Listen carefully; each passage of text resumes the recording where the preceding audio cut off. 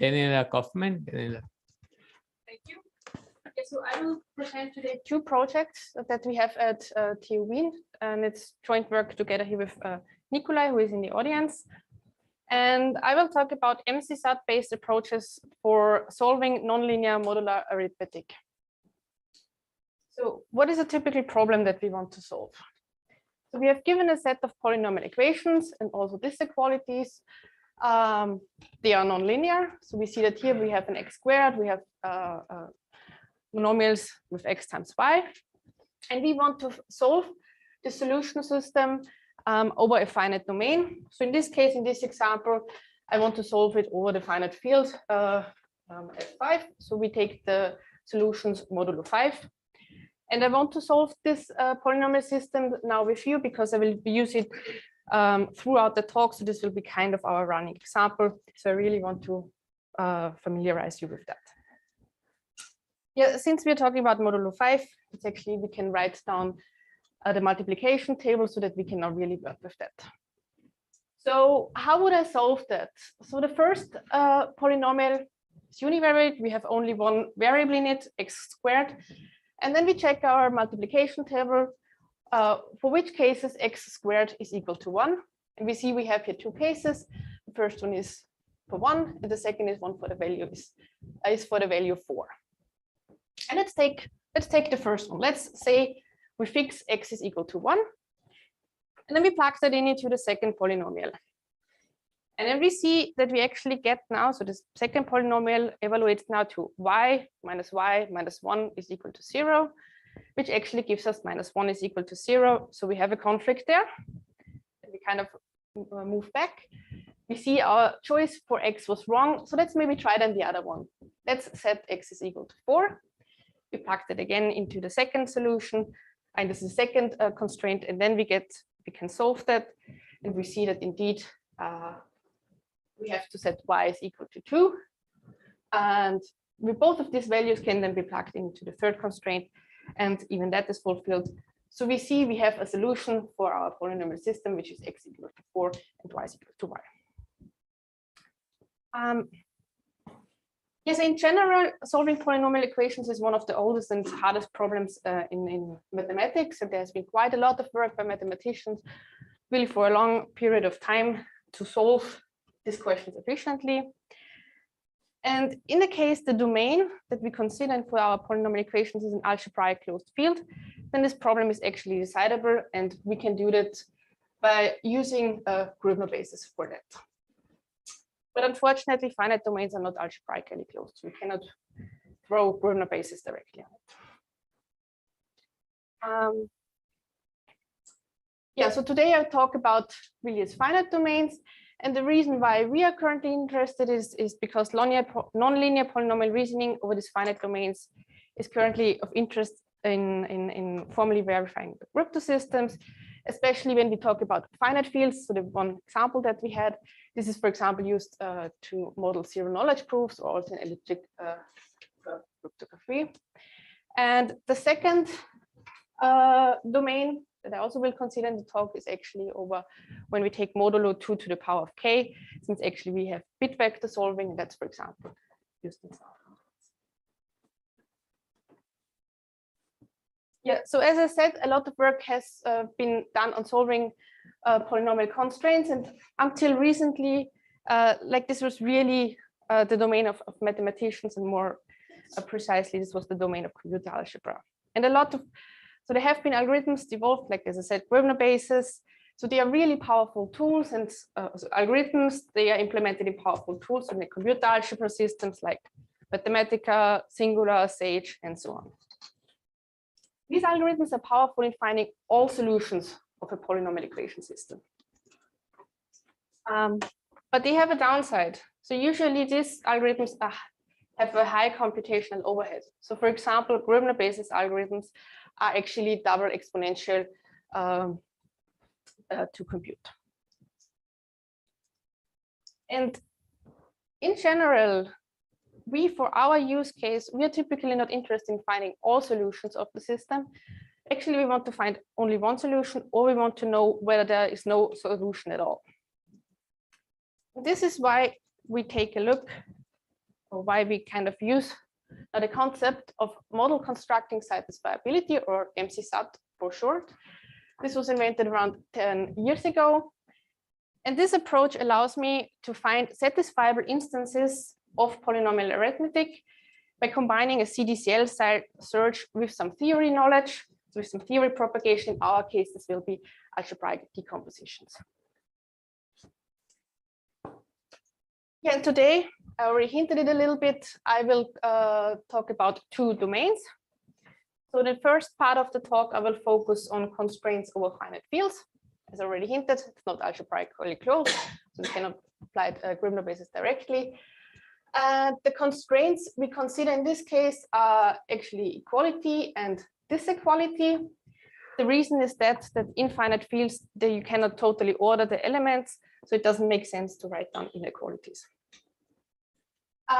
This is the project, we call it FFSAT, and the tool that we have there is kind of we have just a prototype there, I would say. And the second part will be the constraints over 2 to the power of k, so the Bitvector reasoning. And actually, this domain is not even a field, so it's a finite commutative ring. And I will explain later why this actually makes things more complicated.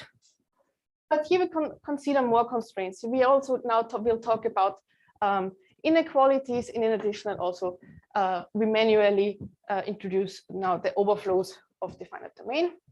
And here our project is called PolySAT, and PolySAT is implemented as a theory solver in set 3.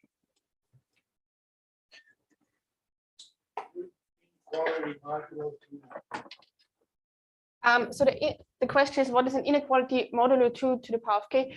So actually, we restrict here really the solutions to the power of k. We do not consider the overflow. So we say we have a finite domain. We compare our numbers 1 to 2 to the k. And when we have an overflow, we additionally add constraints.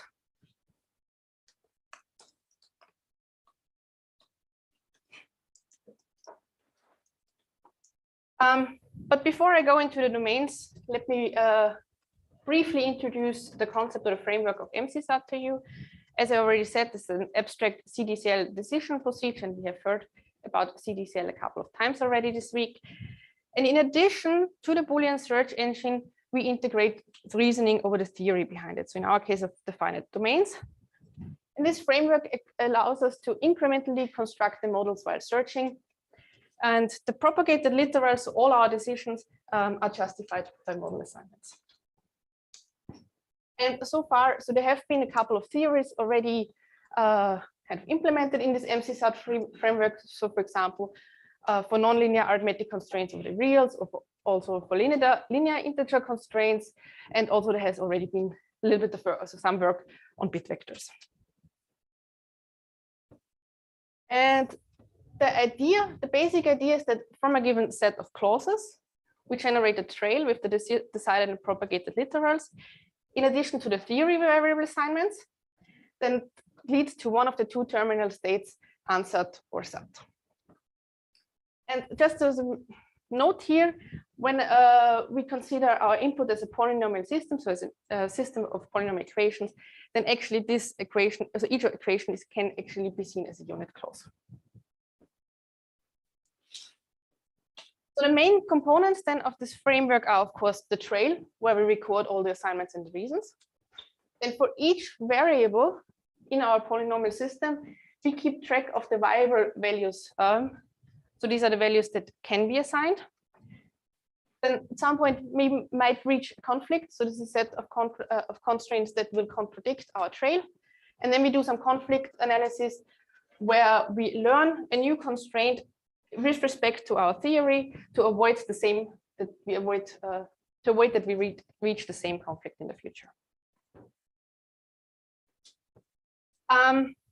Yeah, for us, our trail has a kind of a special shape. So what we do is when we talk about variables x1 to xn, we consider them ordered.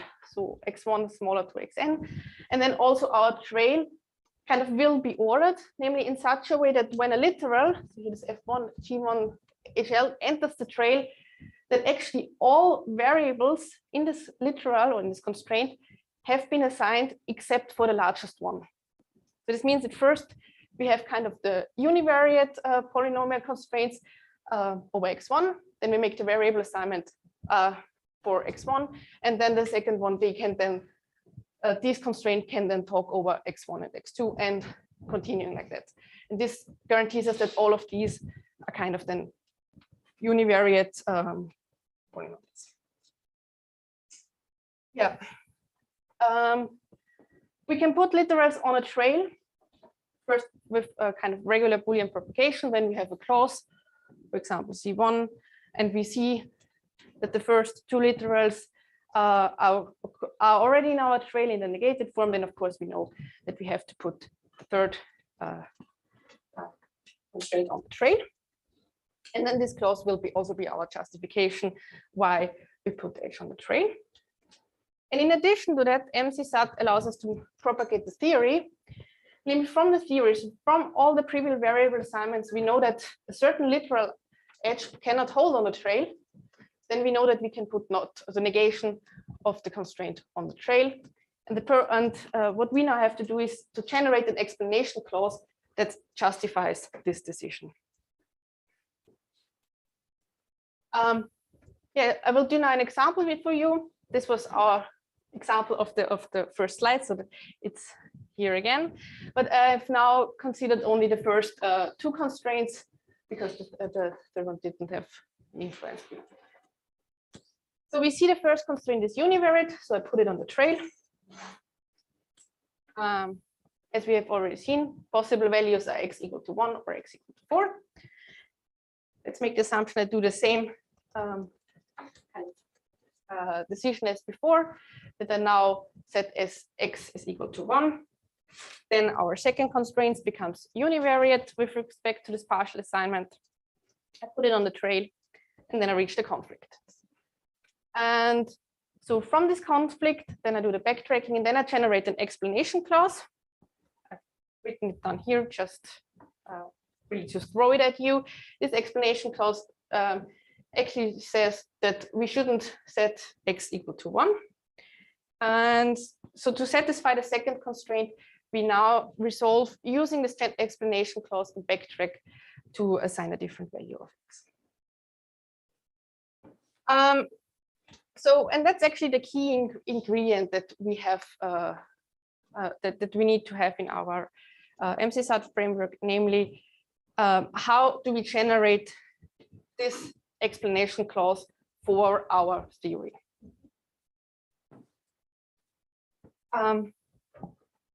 Yeah, and now, so let's go into the theory part. So at first, I will talk about the finite field case. Yeah, so as usual, so a field is a set of elements that is closed under addition, subtraction, multiplication, and for each element we have an inverse. And finite field means simply we have only a finite amount of elements in our field. And now we want to generate an explanation clause, an explanation function for that. So the general idea of this is when we have now a trail, we have some variable assignments up to k-1. Then we have some literals on it. This talk now over variables x1 to xk.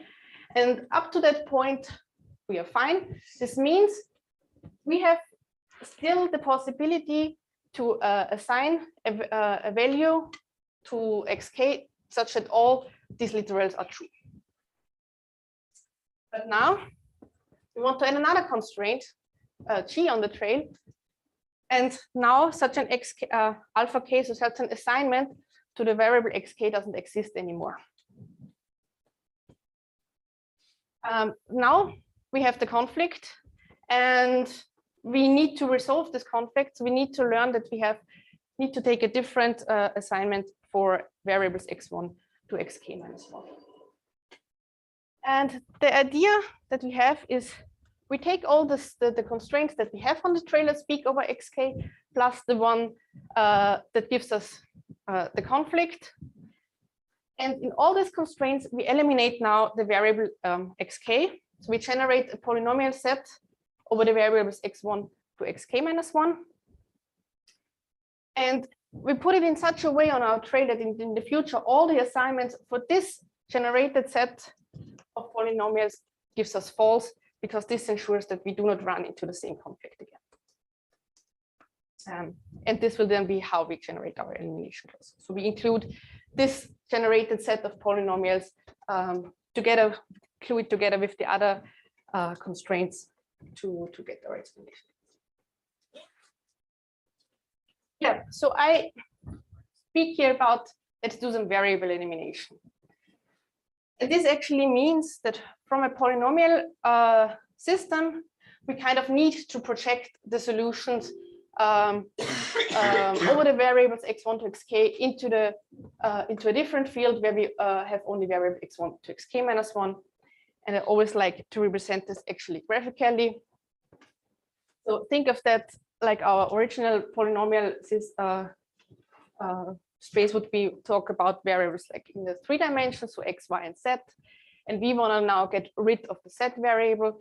This means we project the solutions of the curve here down into the dimension where z is equal to 0, so down into to this plane here, so the xy plane. And this would actually mean that kind of we put a piece of paper in the xy plane, we use a flashlight, shine from it on the buff, and then kind of the shadow will be our protection. This is a projection. This is in our case the unit circle. And that's what we want to do with this variable elimination. And now we have two possibilities. So the first one is we have a tray, and then already the first, or like a single new constraints is already incompatible. So we get already a conflict from a single constraint. You see, this is again our example that we've seen now multiple times, because we have the first constraint, we set x to 1, and then we have the new constraints, and we saw that this is incompatible. And what we then do is we take a look at this polynomial here. So the first part, the left side of the equation. And we write it down a little bit differently. Namely, we write it down now as a univariate polynomial in y. So our coefficient of y is now x minus 1. And what we do is for the future, we want to exclude all assignments with the same coefficient evaluation. So in our case, for our current assignment, x minus 1 evaluates to 0. So we want to exclude all future coefficients where x minus 1 minus 0 should be unequal to 0. And this is now a little bit too much for the small example, but in general, this would look like that. So we have a new constraint. We write it down in terms of the variable that we want to eliminate. Then we evaluate all the coefficients. So these polynomials in x1 to xk minus 1, and we exclude these polynomials minus the current assignment from our it's in the future. And this actually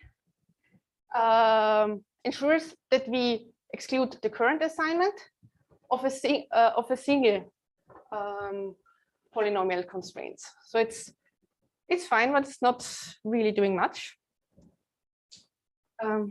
So it includes everything. So it excludes at least the current assignment that violates a single constraint. But actually, when we have more constraints, what do we do then? So we do not want to check kind of iteratively do this coefficient-based exclusion over all single constraints. We want to find a more general approach. One way to do it would be to use the theory of Gröbner basis, because when we have a Gröbner basis with a lexicographical term ordering, then this has the projection property.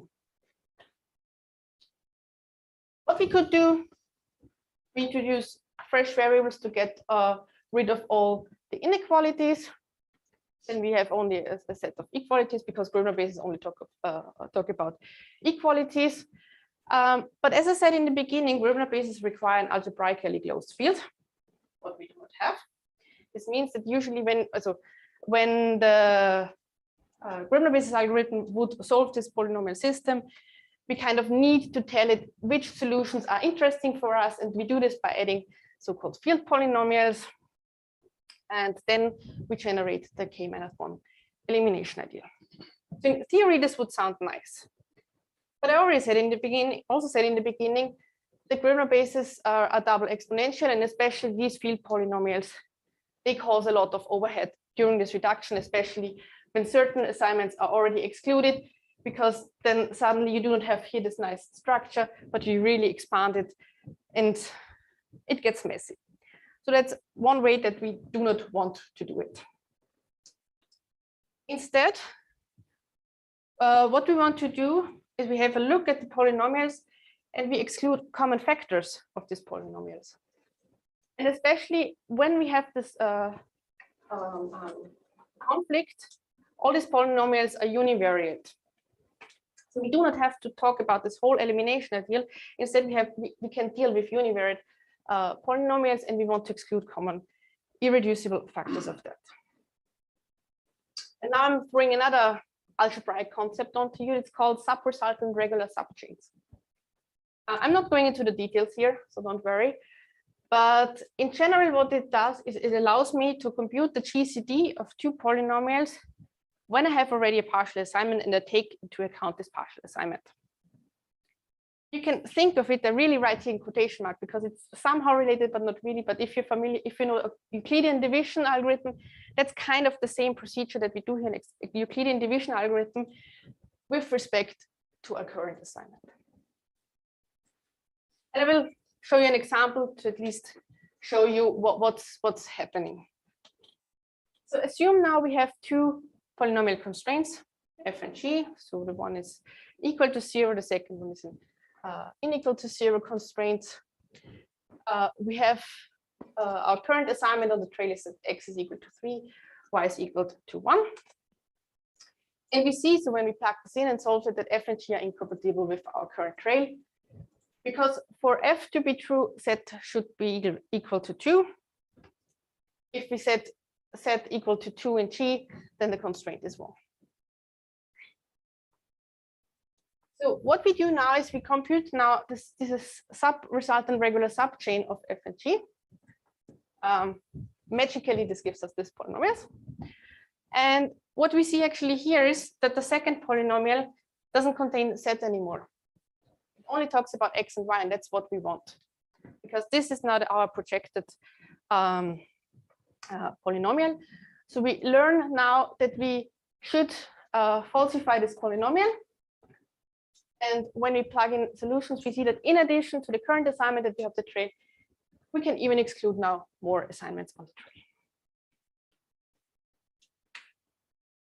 Yeah, so that's actually how our tool or our Python prototype is currently implemented. We iteratively put, so we put the literals on the trail. If we find this a conflict with one polynomial, then we do this coefficient-based projection. If we have more polynomials that cause us a conflict, then we should do this reduction with this projection with the sub-resultant regular subchains. We compared our approach so far with the Scrivener basis algorithm, and so the grafted benchmarks here are crafted in such a way that they have a lot of solutions, so all of them are satisfiable. For the random, we really take random variables. So Q is the number of is the field size, N is the number of variables, C is the number of constraints, and we see that especially for this random benchmarks, we are comparable with, we can compare with Scrivener basis algorithms, but actually now the work for us is really to make this scalable. So especially here, I mean, when we have a field size of 211, we can only do kind of a few variables and then a few constraints yet. So that's now our current task, to really optimize it to make it scalable. Yeah, so this was the first part of my talk. Are there any questions for this part?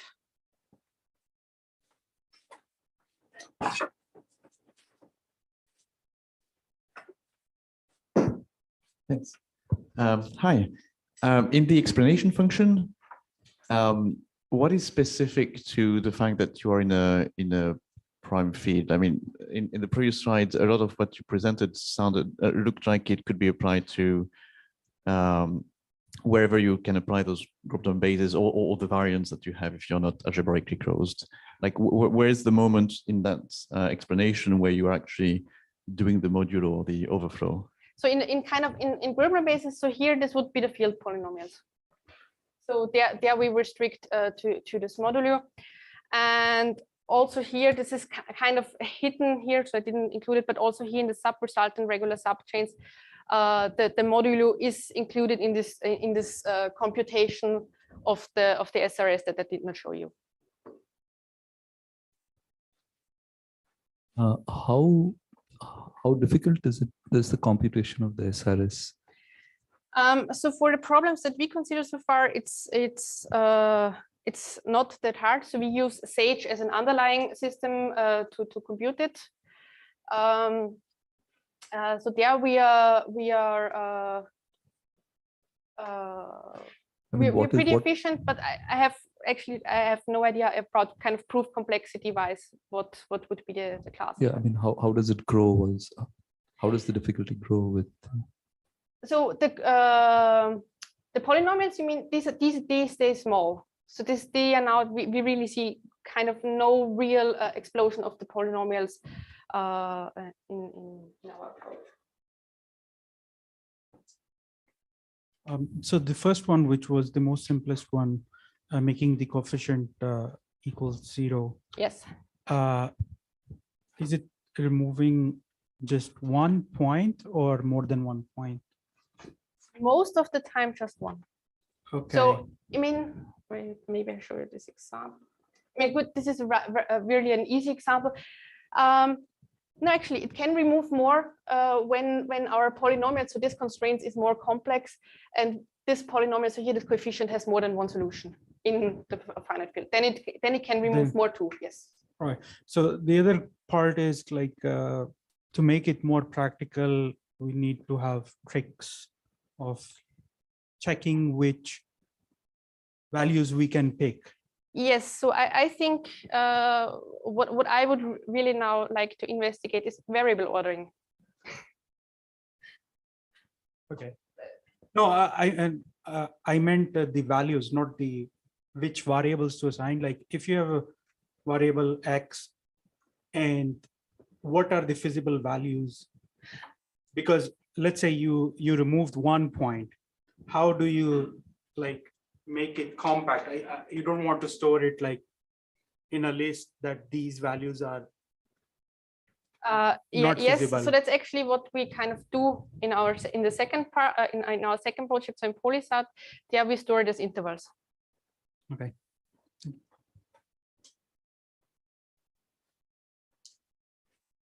So a question actually on slide 15, which is I think 2 ahead. You made some comment really quickly, and I think I missed it, which is saying that these field polynomials in the context where some values have already been excluded have like a much less tractable representation. Do I remember that comment right? And could you elaborate on it? Yes. So what I meant with that is, so this would tell us like X is equal, for example, in X in when we the final field modulo 5. This polynomial then tells us I can take values 0, 1, 2, 3, 4. Yep. But what's the case when I already know that I cannot assign 4? So your thought is in that situation, you would actually build a different so-called field polynomial. Yes. And it would, okay, because then see. it's like, then I would divide this polynomial by X minus 4, for example, and then kind of I need to expand this X times X minus 1 times X minus 2 times X minus 3. This would then be my new field polynomial. Gotcha. And your thought is to do that explicitly, or you're saying that's what happens implicitly inside the Grosvenor basis engine? So we saw when you know our previous works, and previously we worked with this Grosvenor basis, and there we actually saw that what's happening inside our solver is that this expansion happened, and then it got stuck. Gotcha. And then actually I had a question about the table that you showed us as well. I was just trying to understand what the columns are. right? I think I get FFStat. That's what you just Yeah, told yeah, us. sorry. So that's ours. Yeah. This is Gröbner basis with respect to a lexicographical variable ordering, and this is Gröbner basis with respect to a degree reverse lexicographical ordering. And what you see here is that kind of with degree based, Gröbner bases are actually better than the lexicographical. But from the lexicographical, they have the projection properties. So this is kind of the case where we can read off the solutions from the Gröbner basis. You usually cannot do this with a degree based. Gotcha. So those are like pure Gröbner basis. That's not MCSat with a Gröbner basis. Yes, based. sorry. Okay, I so see. this is really where we throw the whole polynomial system to the Gröbner basis. Gotcha. Thank you. In your examples, Q is prime, but what if Q is like 64? How do you represent the values of the field? I mean, Q is 64, so then we are not talking about a finite field. Then we have this kind of the Bitvector reasoning. So this would be the second part of my talk, and there we have. There is a field. I mean, Q is a prime power in a finite field. Right. Then we represent that so in the intervals. So as I already said to Ahmed, so then we have these intervals of the possible values, and this is so we use Sage as in our implementation. Sage is dealing with.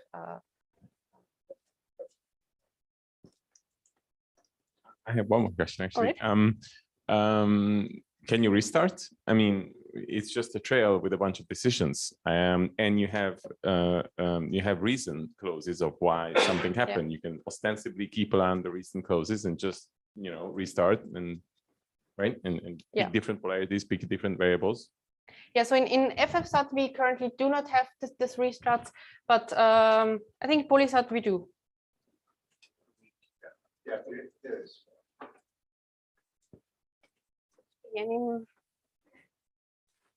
We'll move on now to the second part. So where we now have the reasoning over the bit vectors, and our tool is now called the PolySAT. I will skip over some parts, and we already heard this week. So kind of the reason why we're interested in that is the need that we want to reason about large bit vectors. So for example, 265 bit vectors. So why can't we use our stuff that I just showed you and throw it now into PolySAT? And the reason is because we do not have a field anymore, because now we're talking about the finite commutative ring. So a lot of the computations that work in a finite field do not work for bit vectors. One case would be, for example, we cannot conclude from x and y greater or equal to 0 that x times y is also greater than x. The reason is because now we have this overflow constraints. Or also kind of now our field has 0 divisors. So from x, y both unequal to 0, we cannot conclude that the product is also not equal to 0. And also kind of the usual inequality normalization. So what you would do from x smaller equal to y, you bring both to one side. This also fails. For this I have actually an example. When we have, for example, x plus 3 is smaller or equal to x plus y, modulo 2 to the power 3.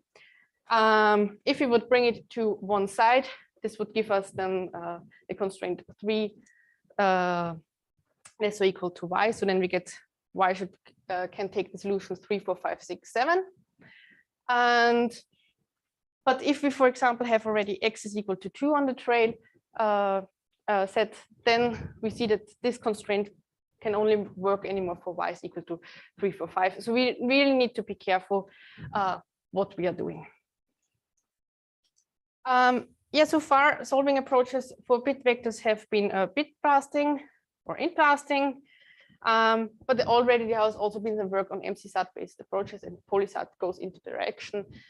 So where we search really for assignment to bit vector variables. Yeah, so PolySAT receives this conjunction of the bit vector constraints, and also as before, we want to have the output sat or unsat. And so we want to search for modeling these input constraints by incrementally assigning these bit vector variables.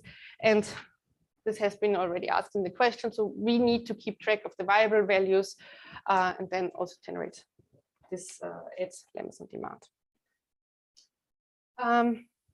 Yeah, so far, these are kind of the Bitvector constraints that we allow in PolySAT. So we have the inequalities, overflows, some bitwise constraints, for example, like also bitwise end, then shifts and clauses, so this function of constraint literals, and by reduction, we can generate a bunch of other constraints like equations, inequalities, bitwise negation, bitwise OR, and also talk about quotients.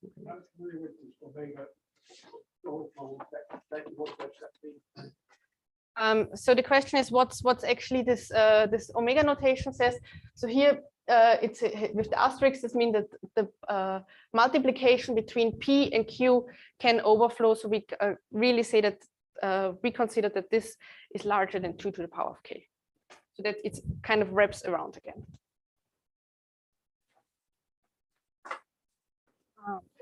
I'm speeding up a little bit. So as also in PolySAT is kind of this MCSat based approach where we have the Boolean values and we also assign integer values to the Bitvector variables with the same components.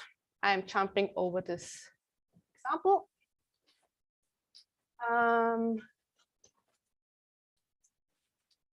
The only thing that I want to mention here is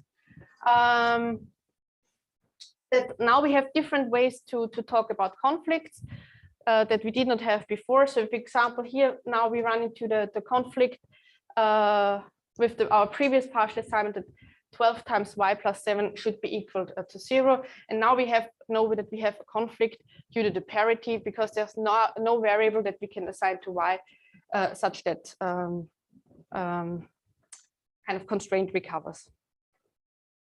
And so we can already at this point conclude that we are unsatisfiable. And the question was now how to choose the values. And so I will talk briefly about how we represent now this values in PolySAT. So for each variable, we try to keep track of the variable values. And from all these variable values that we still have, we can choose a value for a new decision. In case our variable set is only a singleton set, so we have only one choice left, then of course we can propagate it. If it's the empty set, then we know we have reached a conflict. And whenever constraints become simple enough, then we use it to restrict our variable set. And as I already said, currently our variable set is represented as a set of intervals. And when a variable x appears only linearly in a constraint, then we extract a so-called forbidden interval. So we keep track of the variables that we are not allowed to take and add this at constraint in our knowledge base. And additionally, since we also have some bitwise constraints, we keep track of some of the fixed bits of x so that we also can reason about that. For example, talk about like x needs to be even or odd. And for the representation, we use half open intervals, and but wrap around if the smaller part is greater than the upper part. So, for example, if we have on the interval between 2 and 5, then our forbidden interval is we cannot take values 2, 3, 4. If we talk about like 13 to 2, then 13, 14, 15, and we wrap around and also exclude 1 or 0. If both have the values, have the same values, and actually it's an empty interval. And we can add the information about the intervals as inequality constraints into our knowledge base. Let me also jump over that, because what I want to show you is how we actually kind of get to our forbidden interval. So what's actually the purpose that we have. So assume we have now several clauses give us information about the forbidden interval for the variable x. And with the partial assignment, we get then some concrete intervals that will cover our domain. So for example, assume now we have here one forbidden interval, kind of the red interval. This tells us we shouldn't take, or we are not allowed to take a variable between those two parts. Then we have a blue one that's a little bit overlapping. And then also a third one, the green one, that's also overlapping. And you see what's happening now is that with several intervals, we've covered the whole domain. And we encode that with symbolic intervals. And what this tells us then, if we have such a case, then we have run into a conflict and we need to backtrack. The question is now, how do we get to this to this forbidden intervals from the inequalities? We only do that when a certain variable for which we want to extract the interval becomes linearly. There are some easy cases for when the coefficients of the equalities can only be 0 and 1. But what we're actually doing is we make that more general. So we talk about when both so P and Q can take the same values, when they can be disequal, to generalize this extraction of the forbidden intervals. But I think I will jump over that. So how we actually do this, define this forbidden intervals for the disquality coefficients. And yeah, quickly tell you, like, this is not our sole conflict resolution strategy that we have with the forbidden intervals. So we have a bunch of other like techniques that we use so to kind of detect and also resolve the conflicts. Namely, we also do some kind of superposition, variable elimination. So as I already talked in my first part, kind of when we know that we have a bound on a variable, then we do some bound propagation on some other variables. Yeah, and so on and so forth. And you see here now this dot, dot, dot. So these dot, dot, dots is actually where we are currently are. So we're try to extract more of these conflict resolution plugins to really be able to reason about the benchmark set. And with that, I'm now at the end of my talk. So thank you very much.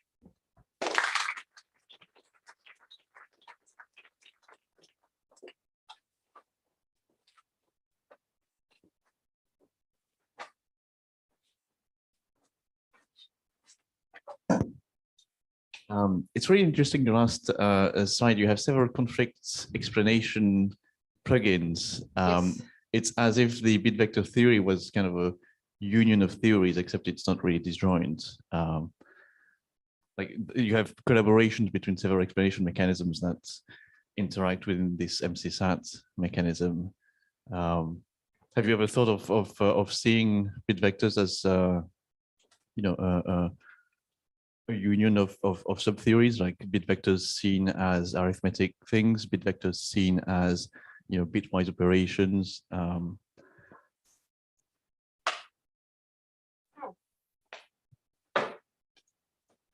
Maybe Nicola, do you have a comment on that? I don't think we are acting on it. Okay. Okay. All right. So what one one issue we're struggling with here is that there's not say a methodology for when are we done with the lemmas. So.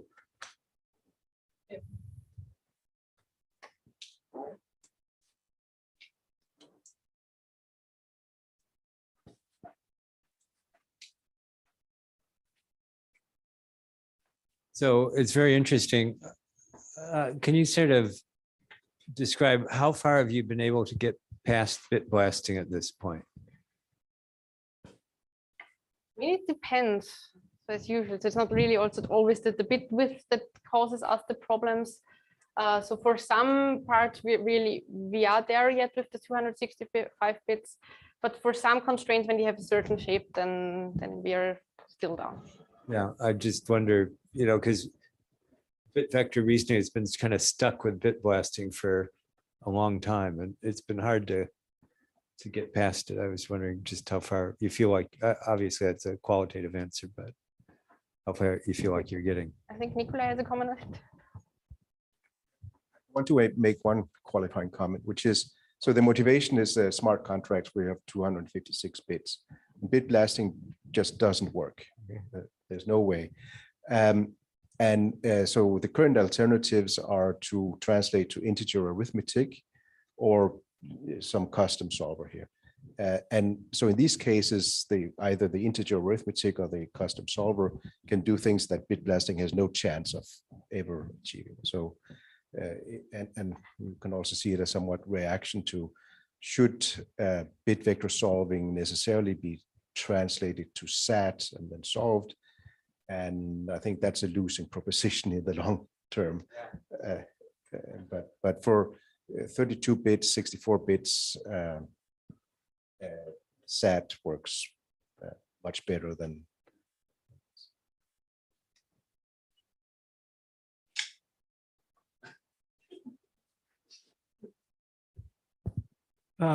In slides, you had put a variable ordering.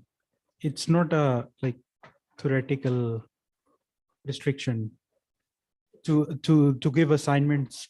No, that's not a theoretical. So that So was you- our choice to do that. Right. So you fix in the beginning, Yeah. and then Then we you are- stick with it. Yes. Okay. Because in Yikes, we have like to Mate's point, VSITs to bump variable ordering and do frequent restarts. It's like a SAT solver.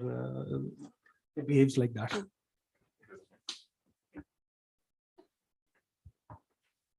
Hey, in that case, let's conclude. Thank you, Daniela, for the talk.